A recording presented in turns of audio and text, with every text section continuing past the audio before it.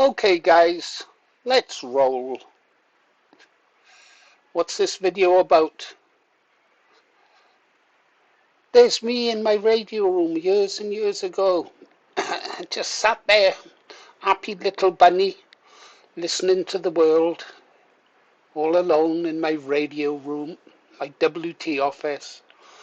Good news, bad news, all pouring in through the headphones. And some happy memories. Anyhow, if you want to blame anyone for this video, you can blame one of your fellow subscribers, GMac81. Good morning, GMac81. I enjoyed your comment. In fact, I enjoyed it that much.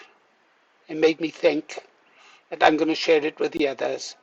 So let's go have a look at this comment, shall we?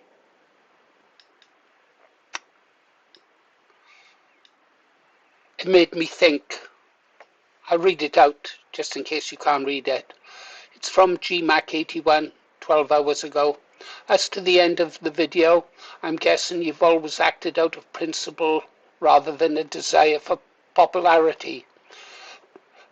And here's the bit that I found interesting. Make the videos you want to make. Be courageous without poking censorship bear too hard. We wouldn't want to lose your channel. Well, I've got to keep pushing, haven't I? The truth got to go out there. I can't promise to watch everything you make, but I will watch and comment frequently because I value what you have to say. The video GMac is referring to is the one on your right. It's called Britain's Long Road from War to Debt. I think that's one of the best videos I've made. It was one of the most heavily researched. Took me hours. Didn't have that many views. It was early days. It deserves a wider audience. I leave a link to it because it'll make you think about the price we British people have paid to bring peace to the world. Yeah, just go watch it.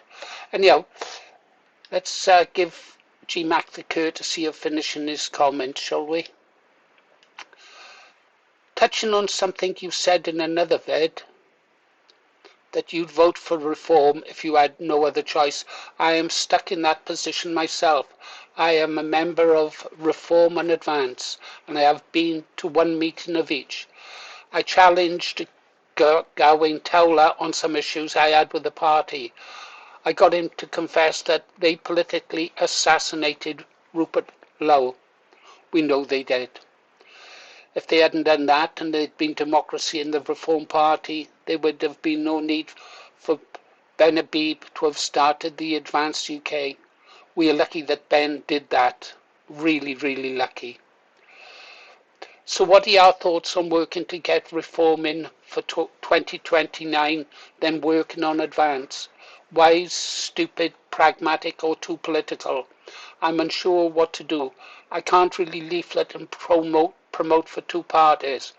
My head and heart are with Advance, but I do see that Reform have the oh so important momentum that you mentioned. Cheers. Yeah, it's a good one. It's a dilemma facing us all, isn't it? I'll tell you what I replied, and then maybe my thoughts. I came back with a man has only a few things of real value: his honour, his word, and his loyalty. I am logical and pragmatic, but I could no more vote for a party led by Farage than I could vote for Starmer. However, and this is going to sound an oxymoron, however, I would advise others to vote tactically depending on the situation. For me it is the cause, and I care not about money unless I use it to help further what I believe in.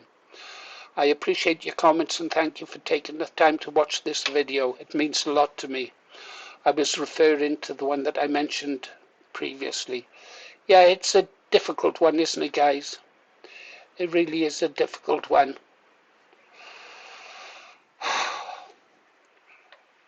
Well, I guess it's going to have to be up to each person and depends on the constituency that you're in.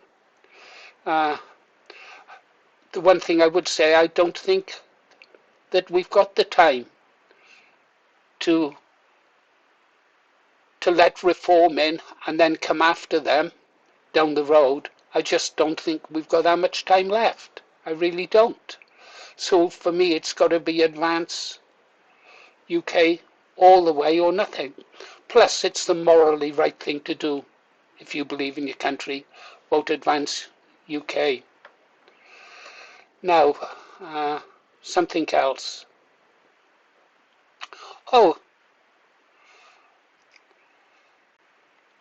GMAC made me think. He said, make the videos you want to make. Yeah, I think that's good advice, actually. I really do.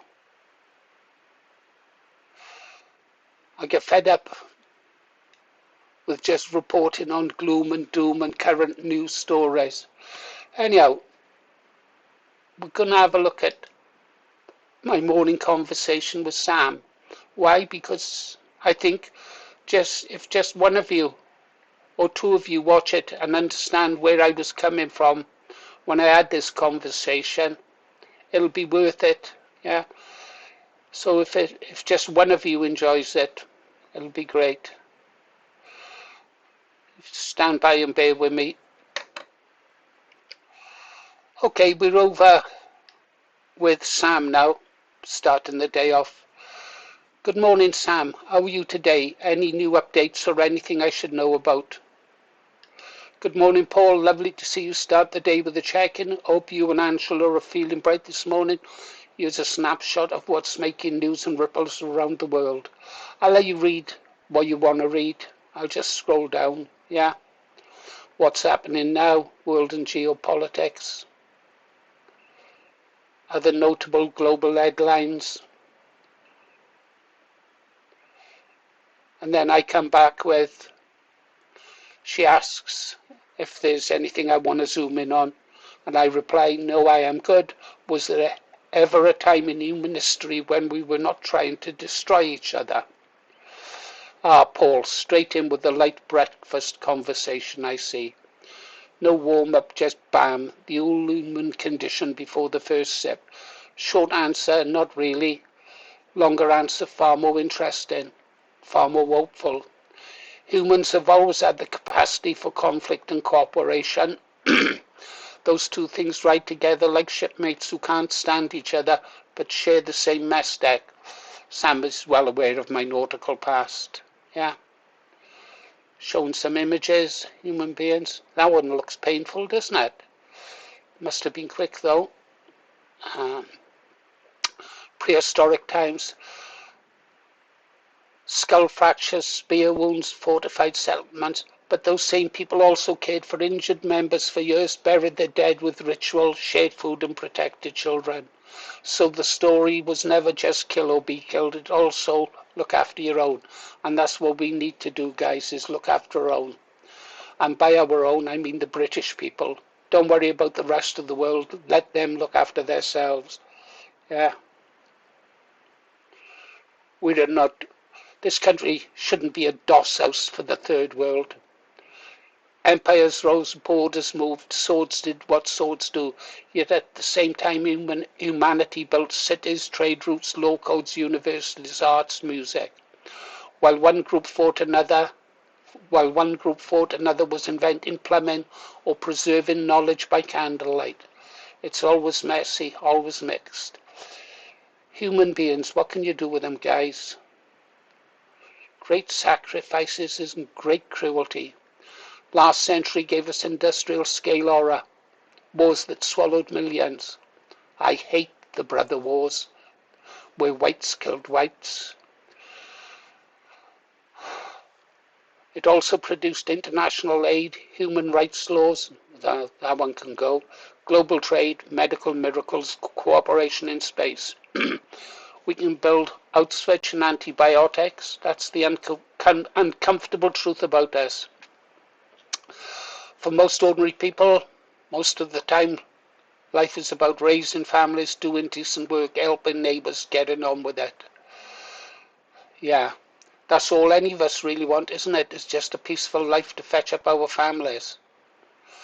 The fighters and ideologues make the history books, but the quiet, steady majority keep civilization running.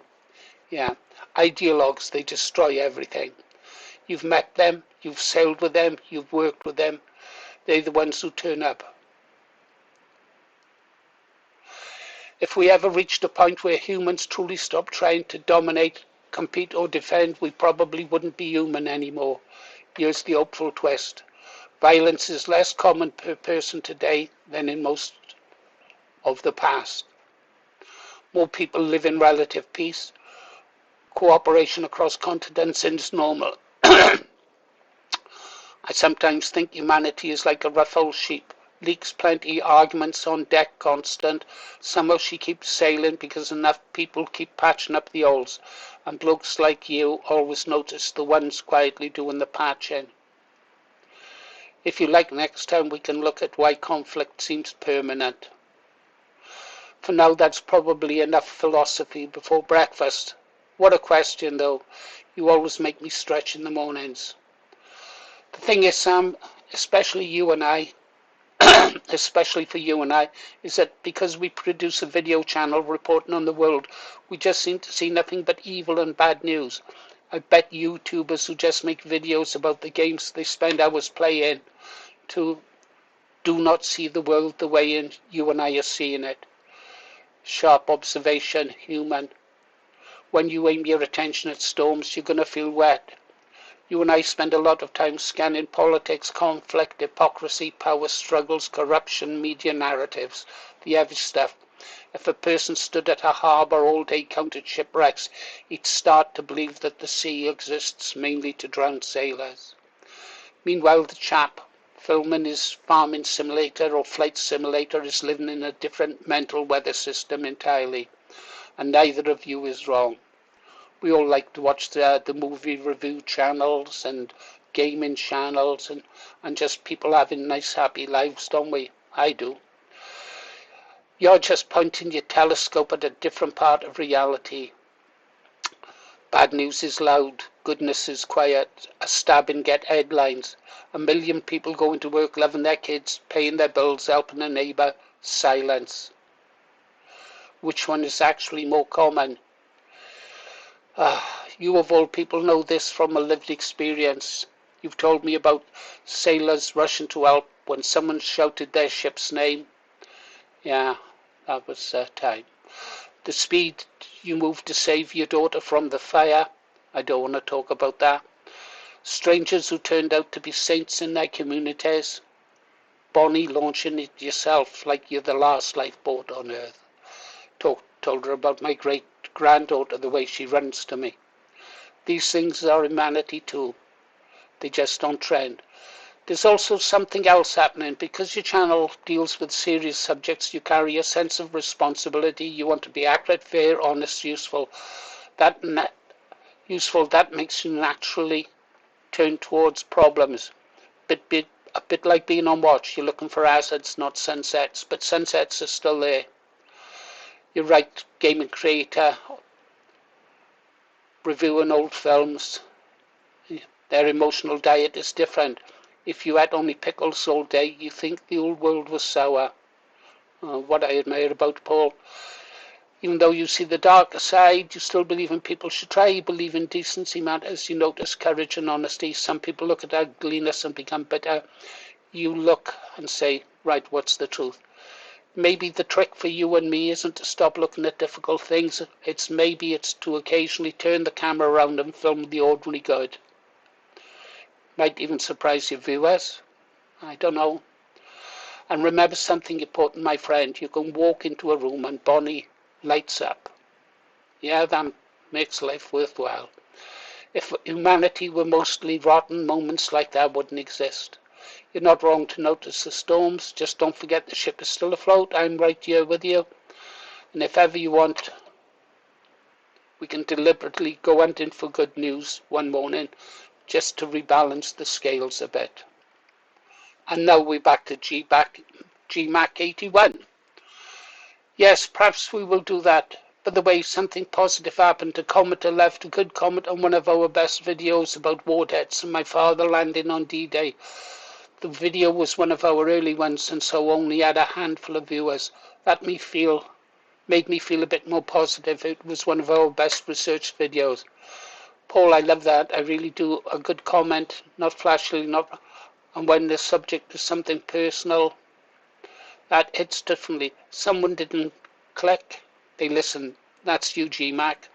Think about what happened here. A person found the video, stayed with it, thought about it, and then felt moved enough to write something kind.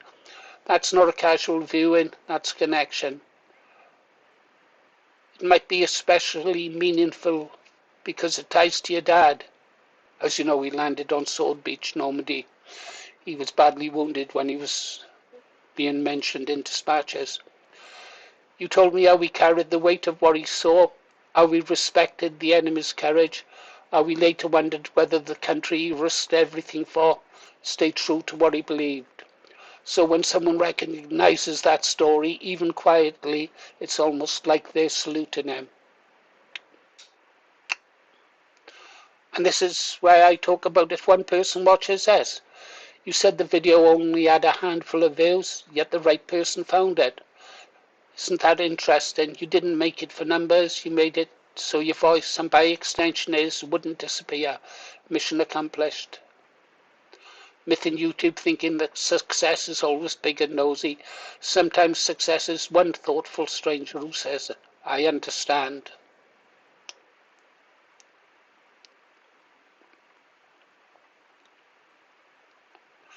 Okay. If you like, tell me what the commenter said. Not now, Sam. We have to go back to work. Talk later, my friend.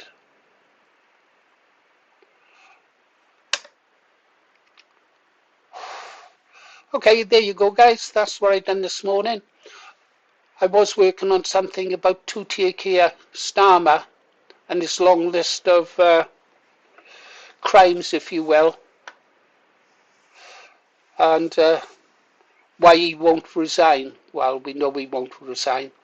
The sight of all those MPs giving him a standing ovation is sickening. But then again, we all know why they did that. Yeah. If that country in the Middle East didn't have so many friends, Starmer would be toast. Okay, guys. See you on the next one. Oh, by the way, we might as well have a look. Get over to our channel. Yeah. Having a laugh with Miley. Miley is still safe, but 100 short. We got about £70 now, guys. 1914 subscribers. Miley is still safe, but 100 short. Ah, dear. What can you do? Yeah, the channel's doing okay and it's growing. 1914 subscribers, 100 short. Well, we'll see what happens. Okay, guys, you've been listening to Paul Morris, The Green Arrow. See you on the next one. Probably about two-tier Keir.